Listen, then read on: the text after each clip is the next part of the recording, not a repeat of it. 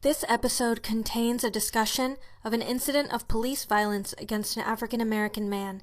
It begins around the 24-minute mark and continues for about 90 seconds. Listener discretion is advised. Go back into South Bend's history. 20 years, 50 years, 100 years? And what do you see? You see groups of people working to bring change to this city.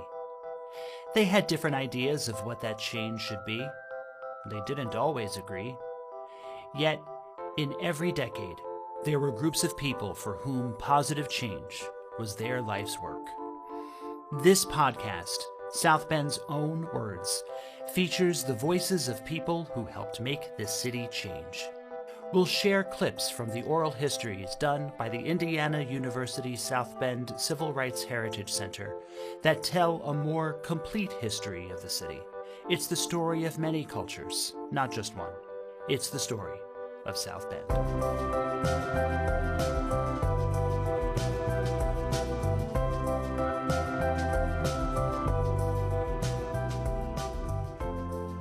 Once, a person could easily pass by the vacant and abandoned Angman Natatorium along South Bend's West Washington Street and learn nothing about its history of segregation.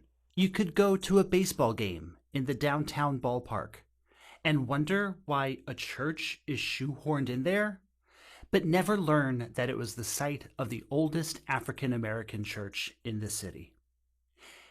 The sounds of children playing in a wide open field, like the one by the Dream Center, echoes the sounds of thousands of children from generations past in a schoolhouse that was once the focus of our school desegregation efforts before it was abandoned and torn down. It is so easy to walk by a building without pausing, wondering, and learning about its past. But within these structures, people lived, worked, organized, played, faced challenges, built resilience, and fought for change. The challenges they faced and the lessons they learned will be in vain unless we stop, listen, and learn from them. In September of 2022, the Indiana University South Bend Civil Rights Heritage Center launched a revamped African American landmark tour to uncover those stories hidden deep inside so that we, today, can learn. And in July 2023, we're releasing an in-depth book to go along with the tour. Placing History, an African American landmark tour of South Bend, Indiana, features in-depth histories of some of the many places where local history was made. The book is available for free, in print while supplies last, and always available as an ebook by visiting aalt.iusb.edu.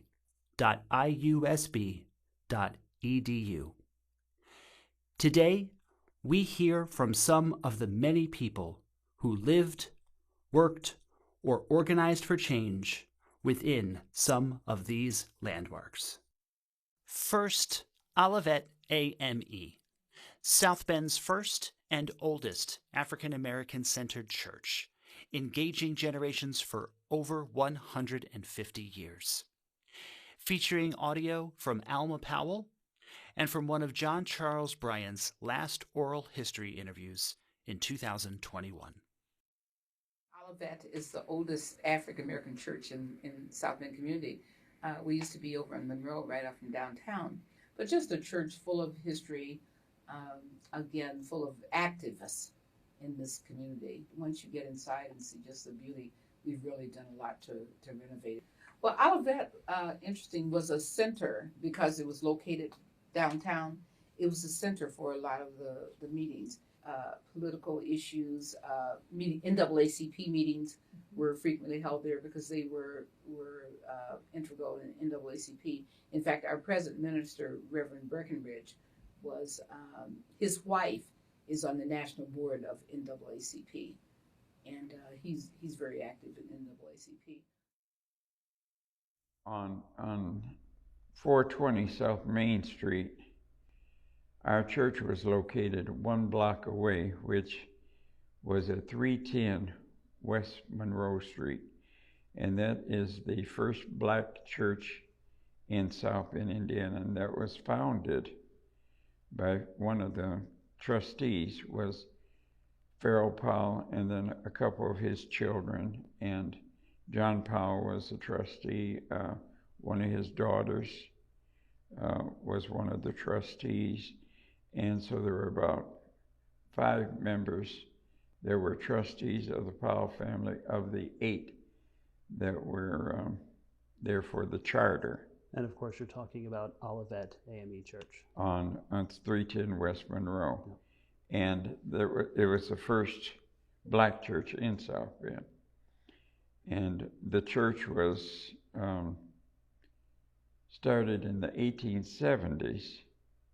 And then in 1960, they built a church that's standing at this time. My mother was a church organist at South Bend, at Olivet Church. She was there for 40 years. South Bend's African American Business District was a version of Tulsa, Oklahoma's Black Wall Street, featuring Willie Mae Butts, Alma Powell, John Charles Bryant, and Willie Coates. So there was a thriving black business district. So you had everything there, the grocery store. Yeah, you could go to the grocery, had nice grocery stores right there next to you. In fact, it was a lovely meat market and grocery store right up under the downstairs from where his first office was. Okay. Did you ever go over to Birdsville Street? Yeah, because my church was on Birdsville Street. Okay. I could walk through the alley and I was right at church. Okay. So you knew some of the businesses along Birdsville Street. Yes. You knew Mr. Ford? Yeah, I knew Mr. Ford very much. He was my husband's he was his yeah, he used to cut my son's hair and my husband's hair. He had a little barber shop right He had there. a little barber shop, yes. And that was it was also a pool hall also there? Yeah, it was, the pool hall was on Washington Street. Across from. Yeah. Okay. It was down the street. And there was a hotel. The hotel was on, not on Washington Street, it was on Liston. Mm-hmm. I remember that being there. It was a lot, Cleaners on Birdsville. Okay. Burns Cleaners was on Birdsville. It had so many little places there. Now, we've researched some things about the Black Business District on the west side, and was Nesbitt's Cafe part of the Black Business District? Where was it located? There was a significant Black business district out in that LaSalle Park area, which is the extreme west side of the area. I can remember the Jones had a grocery store that was 1 block behind us. And what I remember most vividly about that is the exchange of change between the two of them. Mr. Jones would run out of nickels or dollar bills, or my dad would run out of nickels or dollar bills. And I can remember just, as a runner, me going back and forth with that exchange. I remember Mr. Hoover had some businesses down in Washington Street. He had I think it was a carry-out liquor store.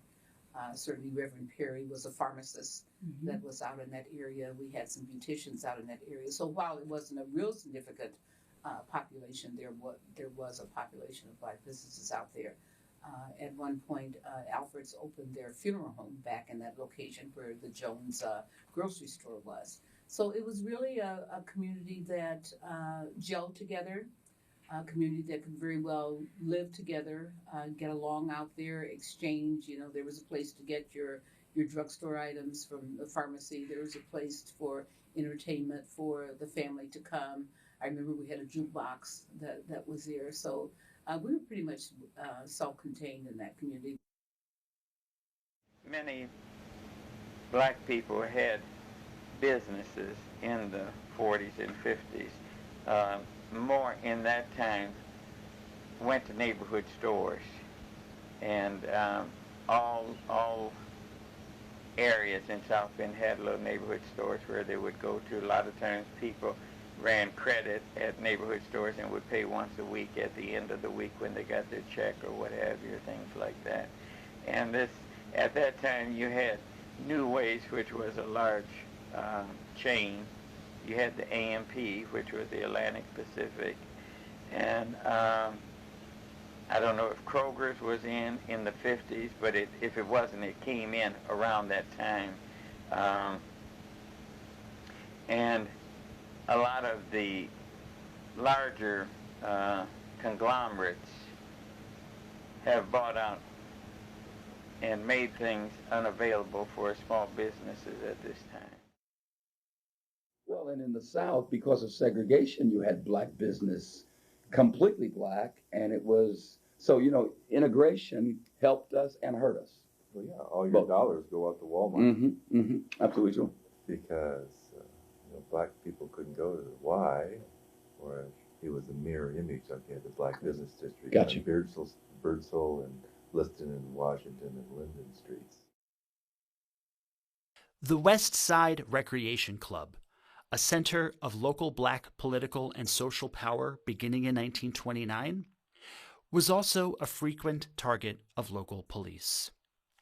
With David Healy, Gladys Muhammad, Anita Roberts, Charlie Howell, and Marguerite Taylor. Well, Charles Wills was one of the officers at the NAACP in the early days, and he took everybody to court. Took the theaters to court, took the restaurants to court. He took everybody to court. He was tenacious in challenging segregation in his community in the 30s and early 40s. Made it his mission. He made it his mission. Now, is he the one that had the office on Birchall Street? That building is still there. It's a little brick building in the corner of Washington and Birchall Street. They had a bar downstairs, but upstairs in the early 1920s, not early, I suppose about 1928. It's still there. It's still there. Very important building in African-American history in this town. But that office upstairs was inhabited by Dr. Streets, J. Chester Allen, and Charles Wills. All three of them for about a year were in the offices upstairs. But for a while, can you imagine the conversations that happened in that building and the formation of the Sanhedrin Club? It must have been phenomenal. Now, if I remember correctly, Hank Hill was on the corner of Washington and Birdsall. And below Zelford Carter's right. office. Before that, Zelford shared that office, I believe, with a doctor, but I'm not quite positive of that. But the daddy had a pool hall on Washington. Blanton, you say? Yeah, had a pool hall on the corner of Washington and Birdsall. Okay. Boy Blanton, Madeline Blanton, Louis was pretty like the graduate madam. Okay. And they lived on Minor Street. They lived over here, but he had his business out there. There were a lot of black businesses on Washington and Chapin. Yeah. That's where my dad used to go to restaurants over there. There were none over here. The Blanton had the Women's Smoke Pier and the policy wheel. They had the biggest policy wheel. And Mama Chicky and everybody had their answers. Alberta. Lois and Hugh Smith. Alberta. Hugh Blanton. Oh, I see. It's quite a town. Built in 1890, it wasn't until the mid-20th century that Linden School became the first to hire African American faculty and staff. After a lawsuit alleged intentional racial segregation and disinvestment, Linden was abandoned and then torn down. Here are Bernard Streets Jr. and Barbara Vance Brandy. I grew up on South Bend's west side on Birdsall Street near Linden School. I went to Linden School Elementary. The neighborhood was very integrated. I would say predominantly people with Polish background, Hungarian, one Norwegian family, a couple Italian families, African American families. It was a truly integrated neighborhood in and around Linden School. But it's safe to say that sometimes they were told by certain people that send your children to these schools here because there are too many Negro kids coming to this school. So when I started Linden School in the kindergarten in September of 1938, it was like about 90%, 85%, white, 10 to 15% black. By the time I graduated from Linden Junior High in June of 48, it was about the reverse. Okay. Another interesting thing was I don't remember in all my years at Linden, especially from like say grade 4 up, that we ever had any new books. It always had the mark in there, measle or nooner or those at the school. So we got used books, but I remember in biology in the 9th grade, Mr. Phelps' class, I celebrated because first time we got a new textbook. It wasn't a handoff from another school. I went to Linden. That's where Martin Luther King Center is now. And I went to the 9th grade there. We've heard a lot about Linden School. Yes. When I left, in my class, there were 13 people. One was a white girl and one was a white boy. No, 2 white boys and 1 white girl was in that class of 13 students. The school was predominantly black back in 48, 49. It was getting that way because they were starting to have what you call white flight. And most of the neighborhoods, about the only whites in the neighborhood was the old Polish families or Hungarian families that refused to move because they were embedded in the community. Owned their homes and all that. And then a lot of them owned the grocery stores and the bakeries, so that was the thing. Any white teachers? Yes. Any black teachers, I mean? Not when I was at Linden, no. The principal and everyone was white. The teachers were quite old. Some of them, you wondered how long they were going to be there. Because a number of them had taught my mother when she went to Linden.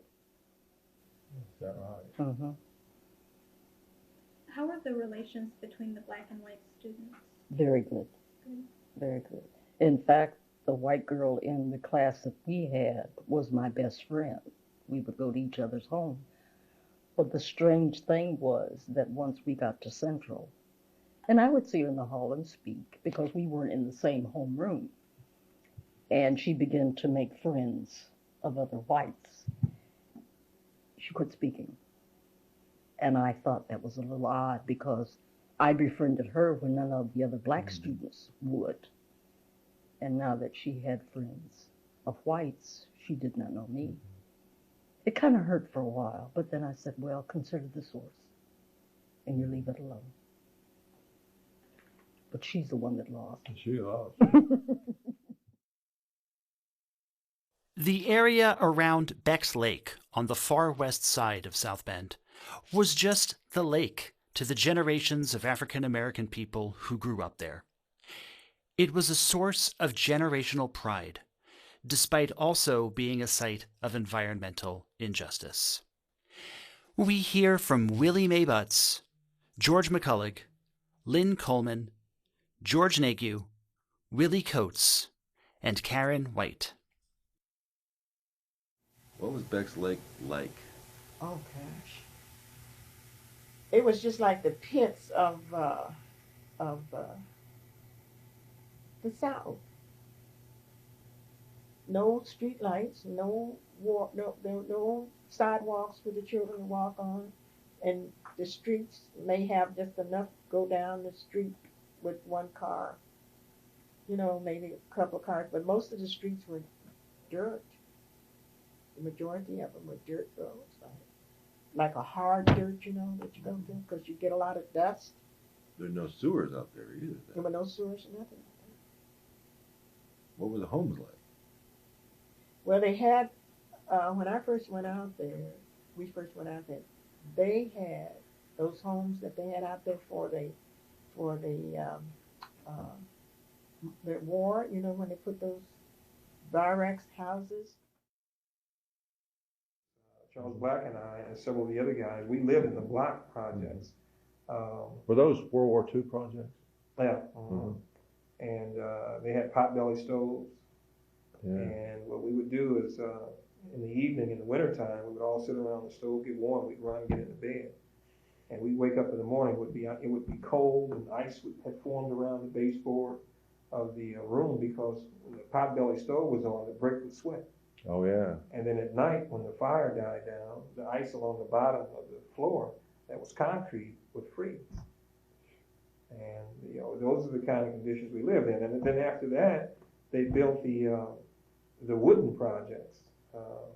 And we thought that was something, man. And as we moved from the brick to the wooden projects. And as a kid, it was fun. We were poor. Didn't realize it because everybody was. I lived 200 block of Kenmore Street. So when I was a kid, Kenmore Street, in the area that I lived in, the back of Kenmore Street was the start of a dump, a city dump. And so where LaSalle Park is right now, all of that was grown up, was a dump, wasn't cleaned off, it was not a park. And that didn't happen until late 60s. They started cleaning that up and that kind of thing. So that's where we played at, and that was our life. I think what happened was there was a lot of frustration in the LaSalle Park area because we thought that, or we knew that we were being ignored totally as a neighborhood, as a race of people. We knew that we were getting handed down books from Pearlie. You would open it up on the inside and the book would be 10, 15, 20 years. Our streets were just terrible. We still had dirt streets back in the 60s. Huge potholes, no police protection at all. You could call a police officer, they might show up, and they might not. Not even the black police officers No, come in the area? No. We didn't see a police officer. They would not patrol the area at all. We just felt that something needed to be done in order to clean up the neighborhood. We had people like Mrs. Brody, Annette Oliver, I can't remember some of the other names. I can see the faces. But those are the people that actually stepped out front and said, look, something needs to be done in our neighborhood because our children are suffering. And so it got to the point where if you're not going to do anything, we'll have to take some action. We began burning homes, throwing rocks at cars. Vacant houses you were burning? In the neighborhood. Yeah. Throwing rocks we'd go up to Western Avenue and actually throw rocks and stuff at white people as they drove down Western Avenue. That night I drove around Harrison School, high school. You know, it was a beautiful evening, I remember that. Phew, much to my amazement, you know, here was a bunch of policemen in riot gear, you know, with helmets and batons and everything. And I thought, what in the world? You know, because I was not made aware by the police. And here I had worked hard to try to maintain relations with the police, you know, and improve communications. And, you know, it was obvious the left hand didn't know what the right hand was doing and didn't want it to know. And so I thought, this is serious. And from what I understand, that there was throwing of bottles and things, you know, out in the street, and throwing at cars, you know, and police, you know, were the recipients of some of that. But I know that the situation became quite serious rapidly. There were Molotov cocktails thrown. The Western Avenue in those 3 days became, it looked like a war zone, all up and down. I mean, not just in that one area, you know, but I mean all the way down to the downtown area. There was plywood in the windows, you know, cars were overturned. I saw fire bombs thrown. I didn't sleep for about 72 hours. You know. And I think that the reason that it really got out of hand and Melvin Phillips was shot was because we brought it across Western Avenue. We left the neighborhood. See, as long as we were doing it down in our neighborhood, it got so bad at one time, we were burning homes, that we started throwing rocks at the firemen. They just took off, let the homes burn to the ground. But when we crossed Western Avenue, which is where, ironically, that's where the neighborhood center was located. It was located, yes. Because the thing at the center was a meeting of blacks to talk about, okay, let's try to calm this thing down. What are we doing here? What's going to happen? What direction are we going to take? Et cetera, et cetera. Yeah. And I can't remember the officer's name that went in there and shot the place up with a submachine gun. Yeah, I can't remember his name. They opened fire with submachine guns. He went in there and shot it up. He became a security guard here at IUSB. That's where he ended up at. Is that right? Yes. Finished up his term. But they said they thought they heard shots come from in the center.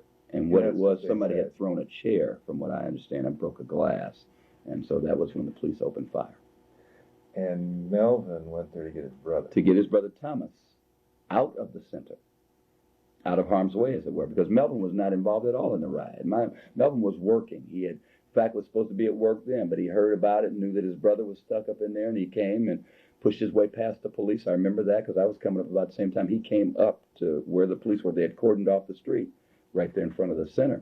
And he said, man, I got to get my brother. So he went across the street there over to the center on the south side of Western Avenue to get his brother out of the center.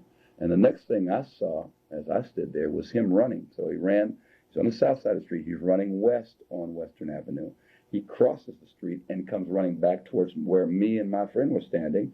So now he's running east, and he's on the north side of the street, and he's running towards us. And the next thing I did, dog was after him. And next thing I hear this shot, pow, and he falls down, and blood is everywhere. Did you see results that you felt were really tangible as a result of the pressure that you brought?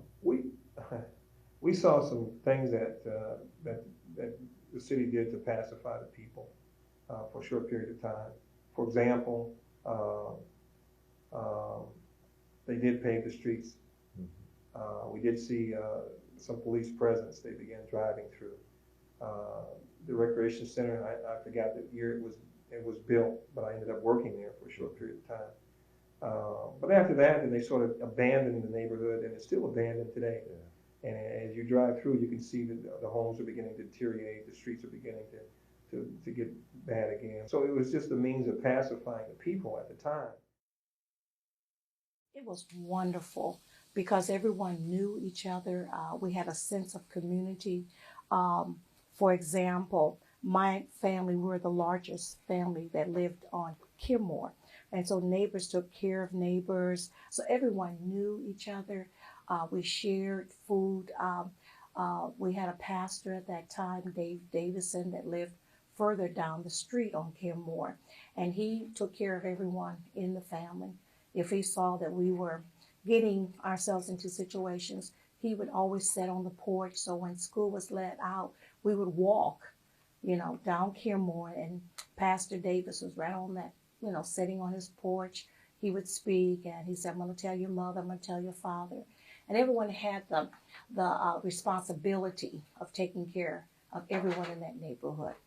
So it was a great experience. Even though we were poor, I'm talking about extremely poor, we never did go without, because it was a sense of community, a sense of love, and just that everyone was part of each other in that particular time. For nearly 40 years, the Herring House provided a space for local art, leadership training, youth services, and community building for a generation of Black youth. With Jerome Perkins, Jackie Ivory, and Lucille Sneed. It always amazed me, the YMCA. That was the Young Men's Christian Association, and yet we couldn't go to it. The YMCA was downtown, where the library is now. It's right. Old building, they tore down to build a library. And we went to the Herring House. And it just seemed so strange to me that here, YMCA, and what it stood for, and yet it excluded us. But the Herring House was a gem. If it hadn't have been for the Herring House, as I think back, I don't know what would happen. That became the focal point for black youth. And because of that place, stayed out of a lot of trouble.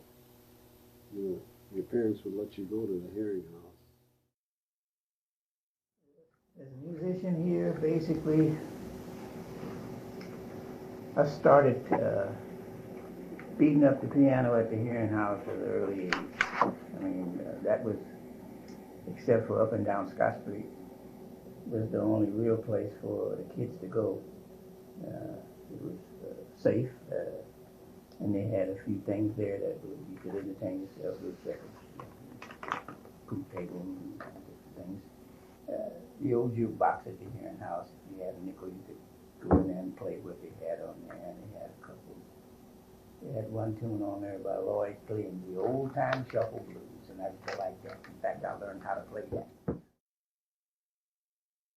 So it sounds like Herring House was a lot. I mean, I'm trying to kind of figure out. Herring House was a lot of everything. It was. It was.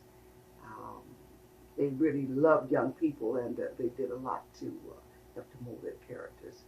And yet it was a place where on some Sundays they would have maybe a mass program there. If something had happened in the community that all of the community needed to know about, it was held in Herring House.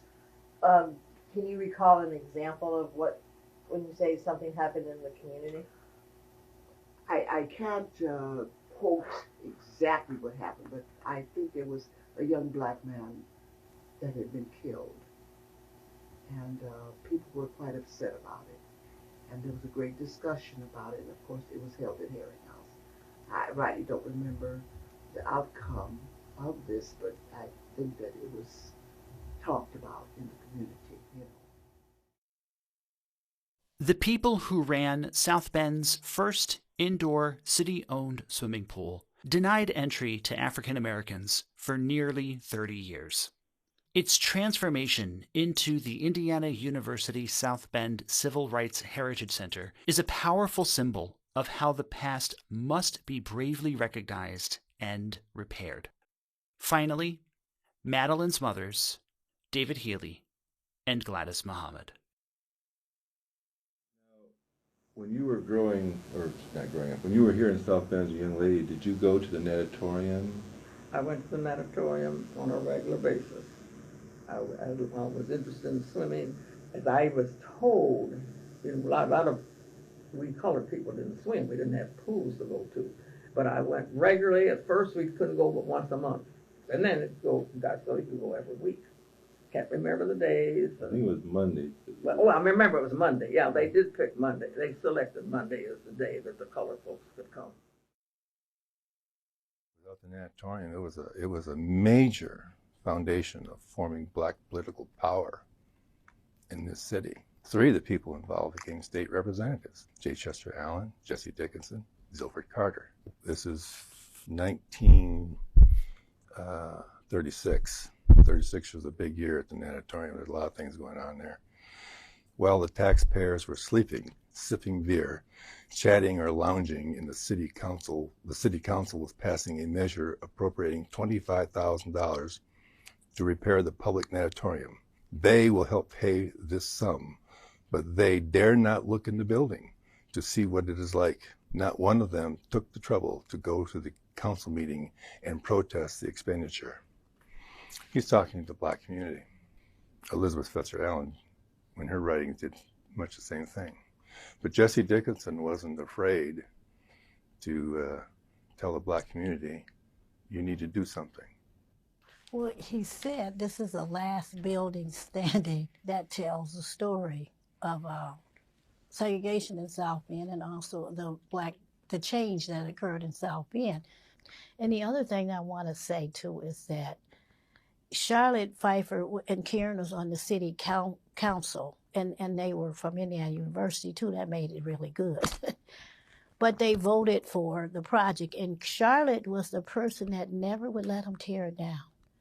Over the years, about every 4 years, they would say, well, this old building is over here, and we should probably tear it down. And Charlotte would say, no, let's just keep it. Let's just keep it. I'm sure she never knew why she wanted it kept. Do you know what I mean? And so I kind of feel like because it was still there, that maybe this is the way it should be.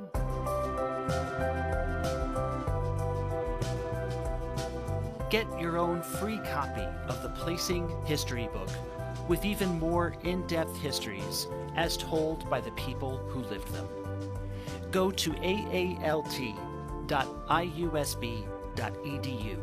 to find out how to get a physical copy or download the ebook. South Bend's Own Words was created by Kevin Tidmarsh and me, George Garner.